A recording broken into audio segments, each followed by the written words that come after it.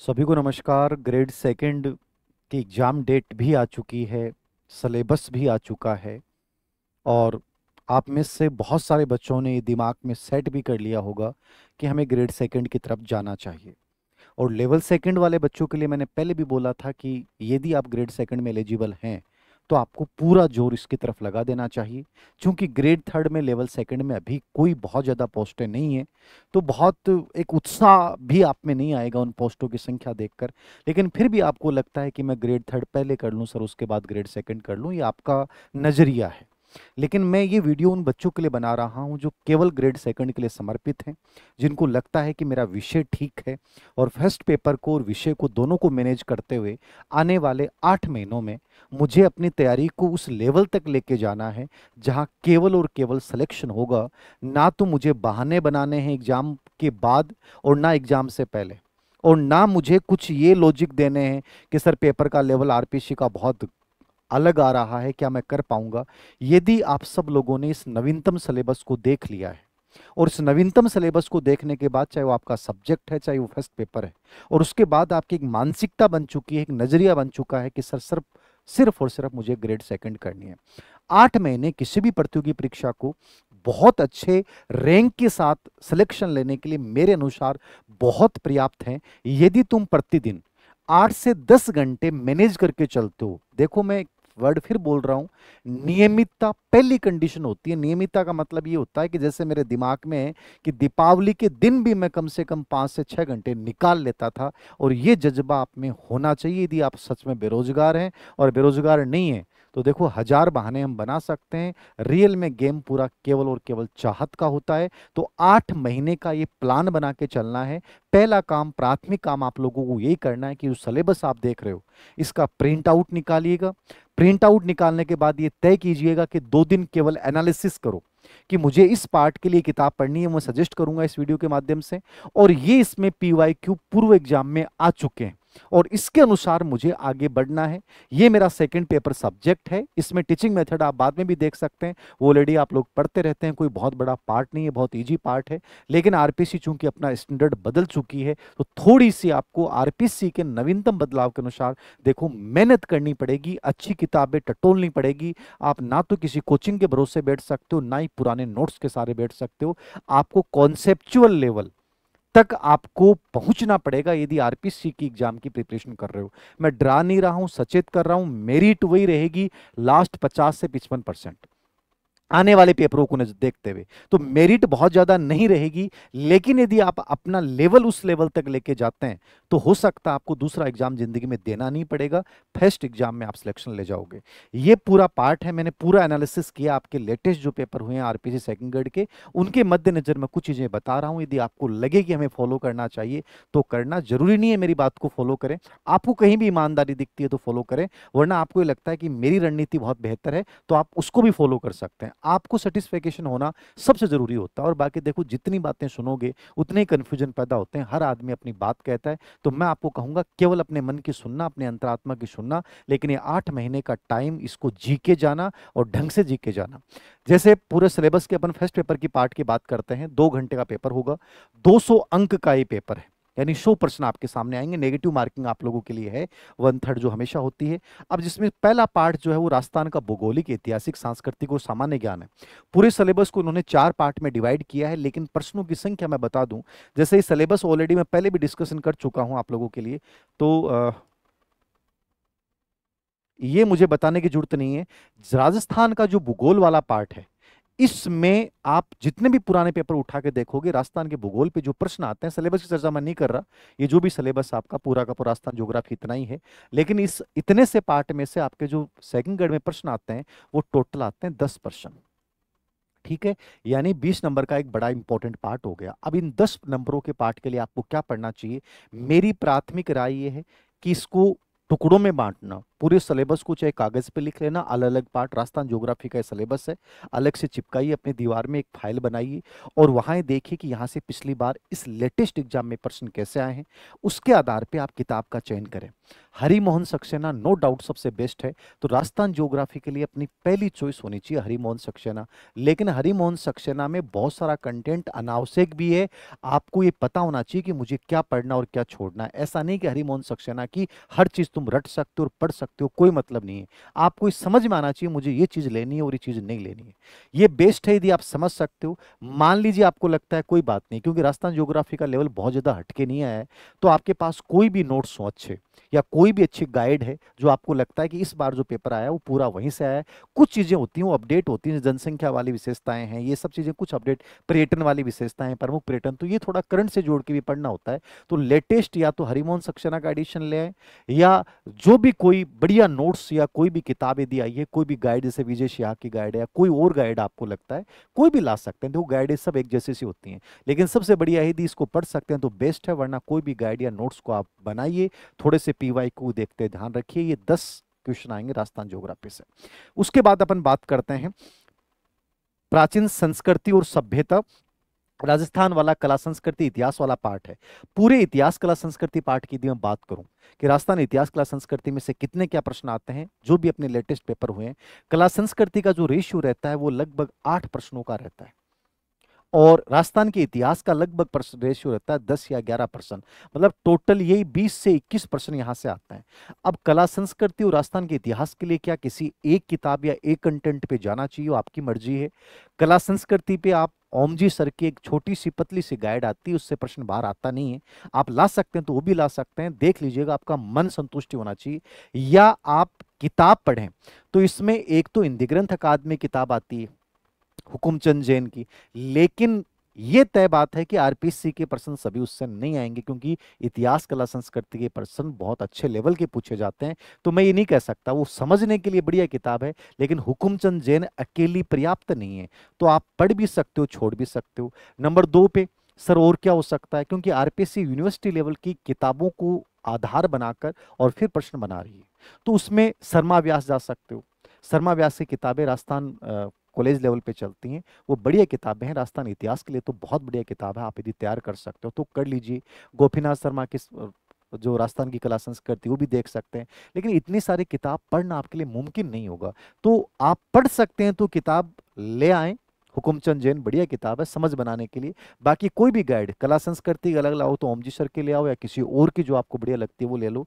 और यदि कंप्लीट इतिहास कला संस्कृति की एक गाइड लेनी है तो मेरे अनुसार फिलहाल जिनका ट्रैक रिकॉर्ड बहुत अच्छा रहा है इस एग्जाम में आरपीसी के बदलते पैटर्न में, वो पप्पू सिंह प्रजापत की एक गाइड आती है। यद्यपि उसकी लैंग्वेज हार्ड लगेगी आपको, क्योंकि उन्होंने कंटेंट बहुत डाला है, वो आपकी हिम्मत होनी चाहिए कि मैं पढ़ सकता हूँ क्या, या आपके पास जो कंटेंट ऑलरेडी है राजस्थान इतिहास कला संस्कृति का उसी में कुछ चीजें नई अपडेट कर लें। जैसे राजपूत वंश आपको बहुत डिटेल से पढ़ना है तो वो आपको ढंग से तैयार करने पड़ेंगे, उसके लिए थोड़ा डिटेल में जाइए। जो पार्ट जहां से लगता है कि डिटेल से प्रश्न पूछा जाता है उसके ढंग से नोट्स तैयार कर लो, बाकी छोड़ दीजिए। तो ये पार्ट जो है उसमें लगभग 20 प्रश्न आएंगे, तो इसमें मैंने बता दिया है गाइड के रूप में पप्पू सिंह प्रजापत देख सकते हैं, या कोई और इससे बढ़िया गाइड मिलती है तो मेरा कोई विशेष उनसे नहीं है, लेकिन प्रश्नों के आधार पर मैंने बताया है कि प्रश्न इस बार ज्यादा उनके आए हैं तो देख सकते हैं। कला संस्कृति ओमजी सर की किताब अच्छी आती है, या कोई कोचिंग के बढ़िया नोट्स हो। देखो कोचिंगों पे भरोसा तभी करना जब पढ़ाने वाला टीचर बहुत ईमानदार हो, जिसने जम के मेहनत की हो, तब तो बढ़िया है। क्योंकि सब हमने अवनी एजुकेशन ने भी सेकंड ग्रेड का ऑनलाइन कोर्स जारी किया है। अब ऐसा नहीं है कि मैं कहूँ कि हमारे वाला सबसे बेस्ट है, आपको जो सबसे बेस्ट लगे ना उसको चुनिए। इसमें कभी भी ये मत सोचिए कि धीर सिंह सर ने अवनी एजुकेशन का बोला तो इनका लेना, नहीं। जो आपको सबसे बेस्ट लगता है कि यार ये सच में मेहनत करवा रहे हैं, जबरदस्त करवा रहे हैं, वो ले सकते हैं। बाकी सेल्फ स्टडी से बेस्ट कुछ भी नहीं हो सकता। तो इसकी किताब आप 20 नंबरों के लिए कोई गाइड ला सकते हैं, या जो आपके पास नोट्स हैं, या हुकुमचंद जैन बढ़िया किताब है देख सकते हैं, लेकिन प्रश्न पूरे नहीं आएंगे, ये तय बात है। उसके बाद मैं बात करूं, ये 2 पार्ट हो गए आपके। उसके बाद आता है आपका ये पार्ट भूगोल हो गया, राजस्थान इतिहास कला संस्कृति वाला पार्ट हो गया। फिर आता है भाषा साहित्य कला संस्कृति में आई जाएगा राजस्थान की राजनीतिक और प्रशासनिक व्यवस्था वाला पार्ट है। तो इसके अंतर्गत आप किस पार्ट को लिए कहां से क्या देख सकते हैं, इसको और देख लें। राजस्थान की पॉलिटी वाला जो पार्ट है, राजस्थान की पॉलिटी वाला जो पार्ट है, इसके अंतर्गत जो प्रश्न आते हैं वो टोटल 10 प्रश्न आते हैं। अभी जो लेटेस्ट आरपीसी के पेपर आए हैं उनमें 10 प्रश्न यहां से पूछे गए हैं। इन 10 प्रश्नों के लिए सर क्या कंटेंट हो। पॉलिटी का लेवल बहुत अच्छा आता है, स्पेशली इंडियन पॉलिटी का तो बहुत गजब आता है, लेकिन राजस्थान पॉलिटी के प्रश्न भी बहुत अच्छे लेवल के आते हैं। तो थोड़ा सा यहाँ आपको एनालिटिकली पढ़ना पड़ेगा, थोड़ा सा आपको गहराई तक जाना पड़ेगा। राजस्थान की जो कोई भी अच्छी किताब हो आप लेके आओ तो ले आओ, ठीक है। बाकी किताब से इस बार आए नहीं पॉलिटी में से, गाइडों में से, तो एक जनक सिंह मीणा की किताब आती है हिंदी ग्रंथ अकादमी की, वो आप देख सकते हैं यदि वो लेटेस्ट आई हो तो। समझ गए आप। और इसके थोड़े से आरएस के बगैर राजस्थान के जो लेटेस्ट 2-3 सालों के पेपर हैं वो जरूर एनालिसिस करना। उसके आधार पे कोई भी एक किताब लेके आओ और उसको ढंग से पढ़ो, क्योंकि इनमें गहराई तक आएंगे। इसमें आप राजस्थान की जो वेबसाइट्स हैं उनके जरिए भी आप इनकी हेल्प ले सकते हैं। और स्पेशली इतना डरने की आवश्यकता नहीं है, थोड़ा सा पीवाईक्यू एनालिसिस करके पढ़ते हो तो कोई भी एक गाइड या कोई भी एक किताब आप ले आते हो और उसको बार बार पढ़िए। थोड़ा सा नवीनतम पैटर्न जो है उसमें कीजिए। अच्छी ऑथेंटिक किताब में जनक सिंह मीणा की आती है, बाकी आप अपने अकॉर्डिंग कोई भी देख लो यदि उनका लेटेस्ट एडिशन आया है, क्योंकि वो अच्छी किताब मानी जाती है। या कोई भी कोचिंग की कोई गाइड हो बढ़िया हो, क्योंकि मेरे नॉलेज में अभी राजस्थान में इसकी कोई बढ़िया किताब मुझे लगी नहीं है। किताबें चलती हैं, जैसे प्रदीप बोर्ड सर ने अवनी एजुकेशन से लिखी थी, लेकिन वो बच्चों ने खरीदी नहीं, उसमें बहुत अच्छा कंटेंट था। एक राहुल चौधरी की भी आती है, तो ये आती हैं लेकिन इनमें प्रश्न पूरे नहीं आ रहे हैं, तो थोड़ा सा आपको ज़्यादा मेहनत करनी पड़ेगी। तो यहाँ कोई भी एक गाइड ले सकते हैं। और यदि आप इंडियन पॉलिटी के लिए एम लक्ष्मीकांत पढ़ेंगे तो उससे भी आपको बहुत सारी हेल्प मिल जाएगी। और एक इसकी पीवाईक्यू जरूर देखना, लेटेस्ट में सही रहेगा, ठीक है। तो 10 प्रश्नों का मैटर है, तो इसके लिए कोई भी एक गाइड जो है वो लेके आए, लेकिन अच्छी लेके आना जो लेटेस्ट में आई है वो। उसके बाद आता है आपका करंट वाला पार्ट। करंट में से टोटल कितने प्रश्न आते हैं, 10 प्रश्न आते हैं। अब करंट केवल राजस्थान का आता है सेकंड ग्रेड में। तो करंट के लिए थोड़ी सी एक बात बता देता हूं कि अभी से एक मैगजीन तो स्टार्ट कर दो, चाहे वो क्रोनोलॉजी हो चाहे मूमल हो, ठीक है। तो एक कोई भी मंथली मैगजीन स्टार्ट कर दो, वो आप मंथली पढ़ते रहो। केवल राजस्थान का पढ़ना है तो आपको ज्यादा बाहर जाना ही नहीं है। लास्ट में फिर क्या करोगे, कोई भी विशेषांक लाओगे ना, और यदि ये मंथली आपका अच्छे से पढ़ा हुआ है, सुजुस वगैरह ढंग से तैयार की हुई है, कोई वीडियो क्लास देखने की जरूरत नहीं है, लास्ट में वो जो विशेषांक लाओगे ना वो आपको थोड़ा सा ही पढ़ना पड़ेगा, क्योंकि आपका लगभग करंट तैयार हो जाएगा। और स्पेशली इसलिए सबसे अधिक प्रश्न तो इसमें योजनाओं पे और खेल स्पोर्ट्स पे आते हैं। तो ये दो पार्ट ढंग से तैयार कर लो, चाहे अखबार के आधार पे तैयार कर लो, चाहे राजस्थान की कोई मैगजीन के आधार पे तैयार कर लो। थोड़ी सी सावधानी आपको, मेहनत आपको करनी पड़ेगी। तो ये 10% करंट में आते हैं, तो एक अंतर्राष्ट्रीय क्रोनोलॉजी वाली एक मैगजीन स्टार्ट कर दो जिसमें राजस्थान वाला पार्ट पढ़ना है, बाकी नहीं पढ़ना है। और थर्ड ग्रेड की भी आपकी इससे तैयारी हो जाएगी। ये करंट वाला पार्ट हो गया आपका। उसके बाद इन राजस्थान पॉलिटी होगी, और उसके बाद आता है अपना विश्व और भारत का सामान्य ज्ञान। विश्व और भारत के सामान्य ज्ञान में इन्होंने किसको जोड़ा है, एक तो भारत और वर्ल्ड की ज्योग्राफी जोड़ी है इन्होंने। इंडिया और वर्ल्ड की क्या जोड़ी है, ज्योग्राफी जोड़ी है। तो इसको थोड़ा सा देख लें एक बार। इसमें क्या पढ़ सकते हैं आप, इंडिया और वर्ल्ड ज्योग्राफी। अब ये पार्ट बड़ा नया होता है और इसमें प्रॉब्लम ये आती है कि कंटेंट उपयुक्त नहीं होता, ये हमारा कमजोर होता है। और ये पार्ट जिसका सबका कमजोर होता है वही आपको सिलेक्शन दिलाता है। इंडिया और वर्ल्ड ज्योग्राफी के मैंने जो पेपर एनालिसिस किए हैं और जो ज्योग्राफी के एक्सपर्ट हैं उनसे मैंने बात की इस माध्यम से, तो उन्होंने अलग अलग राय दी है। मैं एक राय सामान्य राय बता रहा हूँ। वर्ल्ड ज्योग्राफी और भारत की ज्योग्राफी, भारत इंडियन ज्योग्राफी में तो ये राय क्लियर है, और मैंने भी देखा है एनसीईआरटी से बाहर कुछ भी नहीं आया आज तक। मतलब एनसीईआरटी आपने तैयार कर ली ना, ये टॉपिक केवल एनसीईआरटी किताबों में देखो, बाकी कहीं देखने की जरूरत नहीं है। इसके जो आपको 5 से 6 प्रश्न आएंगे ना, वो आपके गलत नहीं होंगे। मतलब टोटल 10 प्रश्न आते हैं दोनों से, इंडिया और वर्ल्ड ज्योग्राफी से। 10 राजस्थान ज्योग्राफी आती है। तो और वर्ल्ड की जो ज्योग्राफी है उसकी कोई एक किताब नहीं होती है, लेकिन फिर भी मेरी जो राय है, इसमें महेश वर्णवाल की जो गाइड आती है और पुराने प्रश्न पत्र, उनको भी देख लेते हो और थोड़ा सा मैपिंग करना सीख जाते हो ना। मैपिंग यदि आपको आ गई, क्योंकि वर्ल्ड ज्योग्राफी हो चाहे इंडियन ज्योग्राफी हो, मैपिंग का बहुत बड़ा रोल है इसमें। तो थोड़ा सा मैपिंग सीख जाते हैं तो इसके प्रश्न ऑटोमेटिकली सही हो जाते हैं। मैपिंग आपको करनी पड़ेगी, एक बेस्ट राय है। वरना महेश वर्णवाल की दोनों पार्ट के लिए किताब आती है, इंडिया और वर्ल्ड ज्योग्राफी, उसका विशेषांक ला सकते हैं, बढ़िया गाइड आती है। एनसीईआरटी यदि आप पढ़ सकते हो, वर्ल्ड ज्योग्राफी की भी एनसीईआरटी से पढ़ लेते हो, इंडिया ज्योग्राफी भी एनसीईआरटी से पढ़ लेते हो, तो इससे बढ़िया कोई कंटेंट नहीं हो सकता। बाकी आपकी राय है, जैसे कोई भी आपने ऑनलाइन कोर्स के माध्यम से पढ़ाया, कोई कोचिंग के अच्छे नोट्स हैं, तो आपको थोड़ा सा देखना पड़ेगा, क्योंकि इसमें भी कुछ चीज़ें अपडेट होती हैं, लेटेस्ट पढ़नी होती हैं। तो थोड़ा सा लेटेस्ट कंटेंट आपको देखना पड़ेगा। तो ये किताब गाइड अच्छी है, बाकी एनसीईआरटी को बेस्ट बनाएं। फिर आता है इकोनॉमी की वाला पार्ट। इसमें से कई बार 3 प्रश्न आए हैं, कई बार 4 आए हैं, कई बार 5 आए हैं, अपन 5 प्रश्न मान के चले।